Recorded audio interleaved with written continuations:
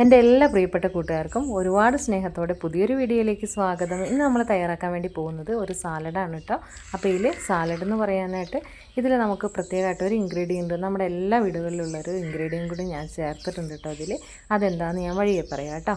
അപ്പോൾ വളരെ ഹെൽത്തി ആയിട്ടും രുചികരമായിട്ടുള്ള ഈ ഒരു സാലഡ് എല്ലാവരും തയ്യാറാക്കി നോക്കണം കേട്ടോ. അപ്പോൾ ഇന്ന് തയ്യാറാക്കുമ്പോൾ നിങ്ങളും കൂടി എൻ്റെ കൂടെ വായോ, നമുക്ക് ഒരുമിച്ച് ചെയ്യാം കേട്ടോ. അപ്പോൾ അതിന് വേണ്ടിയിട്ട് ഞാൻ കുറച്ച് നമ്മളെല്ലാവരുടെ വീടുകളിലും ഉണ്ടാകുന്ന സാധനങ്ങൾ തന്നെയാണ്. അതുകൊണ്ട് തന്നെ വളരെ പെട്ടെന്ന് നമുക്ക് തയ്യാറാക്കിയെടുക്കാം. വളരെ ഹെൽത്തിയാണ് കേട്ടോ. അപ്പോൾ ഇത് നമുക്ക് ചോറിൻ്റെ കൂടെ കഴിക്കാനായിട്ട് പറ്റും. അതുപോലെ തന്നെ നെയ്ച്ചോറും ബിരിയാണിയൊക്കെ ഉണ്ടാക്കുമ്പോൾ അതിൻ്റെ കൂടെ സൈഡായിട്ട് കഴിക്കാനായിട്ട് ഇത് ഉപയോഗിക്കാം കേട്ടോ. ഇതിലൊരുപാട് വെള്ളമൊന്നും ചേർക്കരുത്. അതുപോലെ തന്നെ എരിവിന് കാന്താരി വേണമെങ്കിലും ഉപയോഗിക്കാം കേട്ടോ. അപ്പോൾ എന്തൊക്കെയാണ് ഞാൻ ഇതിലെടുത്തിട്ടുള്ളതെന്ന് പറഞ്ഞുതരാം. ഞാനിത് ഒരു 3 വലിയ പച്ചമുളക് എടുത്തിട്ടുണ്ട്. അരപ്പൊട്ട് സവോളേൻ്റെ അളവ് കൂടരുത് കേട്ടോ. പിന്നെ ഞാൻ എടുത്തിട്ടുള്ള ഒരു മുഴുവനോട് ഒരു ക്യാരറ്റാണ്. പിന്നെ ഒരു 2-3 തണ്ട് കറിവേപ്പില എടുത്തിട്ടുണ്ട്. ഒരു പീസ് പപ്പായ എടുത്തിട്ടുണ്ട് കേട്ടോ. ഈ ഒരു പപ്പായ അതിഗംഭീരമായിട്ടുള്ള രുചിയാണ് നമ്മുടെ സാലഡിന് കൊടുക്കുന്നത് കേട്ടോ. അപ്പോൾ ഇത്രയും വലിയൊരു പീസ് എടുക്കുന്നില്ല, അതിൽ നിന്ന് വളരെ ചെറിയൊരു പൊട്ട് മാത്രം, അതായത് നമ്മളെ കൈപ്പിടിയിൽ 2 പിടി അരിഞ്ഞ് പൊടിയായിട്ട് അരിഞ്ഞെടുത്തു. പച്ചമുളക് വട്ടത്തിൽ അരിഞ്ഞെടുത്തു, സവോള നീളത്തിൽ, അതുപോലെ തന്നെ നമ്മളെ ക്യാരറ്റ് ഗ്രേറ്റ് ചെയ്താണ് എടുത്തിട്ടുള്ളത് കേട്ടോ. പിന്നെ ഒരു പിടി കറിവേപ്പിലയാണ് എടുത്തിട്ടുള്ളത്. പിന്നെ നമ്മൾ ഈ ചേർക്കുന്ന എല്ലാ ഇൻഗ്രീഡിയൻസും നമുക്ക് ഉപയോഗിക്കാനുള്ള സാലഡിൻ്റെ അളവനുസരിച്ച് കൂട്ടുകയും കുറയ്ക്കുകയൊക്കെ ചെയ്യാം കേട്ടോ. ഒരു മൺചട്ടി എടുത്തിട്ട് ആ മൺചട്ടിയിലേക്ക് ആദ്യം തന്നെ നമ്മൾ സവോളയാണ് ഇട്ട് കൊടുക്കുന്നത് കേട്ടോ.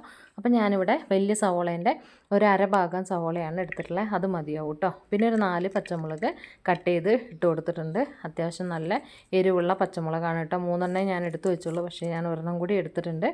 അത്യാവശ്യം ഒരെരിവ് നിന്നോട്ടെ എന്ന് വിചാരിച്ചിട്ട് കേട്ടോ. പിന്നെ നമ്മൾ ഒരു പിടി കറിവേപ്പില, പിന്നെയാണ് നമ്മൾ കൊത്തി അരിഞ്ഞ് വെച്ചിരിക്കുന്ന ഈ ഒരു നമ്മുടെ പപ്പായ കപ്ലങ്ങ, അതും കൂടി ചേർക്കുകയാണ് കേട്ടോ. ഞാനത് ഇതുപോലെ ഇങ്ങനെ 2 പിടി അളവിൽ മാത്രമാണ് എടുത്തിട്ടുള്ളത് കേട്ടോ. അത് മതിയാവും. പിന്നെ നമുക്ക് കൂടുതൽ വേണമെങ്കിൽ അതിനനുസരിച്ച് എടുക്കാം.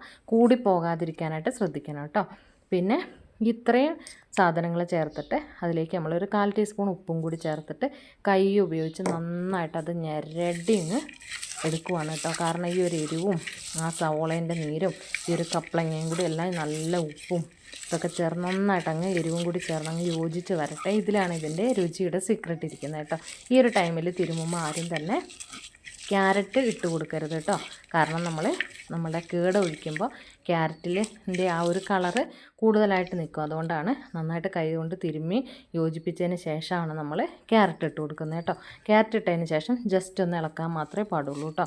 അപ്പോൾ അതേ ക്യാരറ്റും കൂടി ഇട്ട് കൊടുത്തിട്ടുണ്ട്. നമ്മളെപ്പോഴും സാലഡ് ഉണ്ടാക്കുന്നവരാണ്, എന്നാൽ അതിൽ വ്യത്യസ്തമായിട്ട് ഇതുപോലെയുള്ള നുറുങ്ങുകളൊക്കെ ചെയ്യുമ്പോൾ രുചിയും കൂടുതലാണ്, അതുപോലെ തന്നെ വളരെ ഹെൽത്തിയാണ് കേട്ടോ. അപ്പോൾ എല്ലാവരും തയ്യാറാക്കി നോക്കണേ.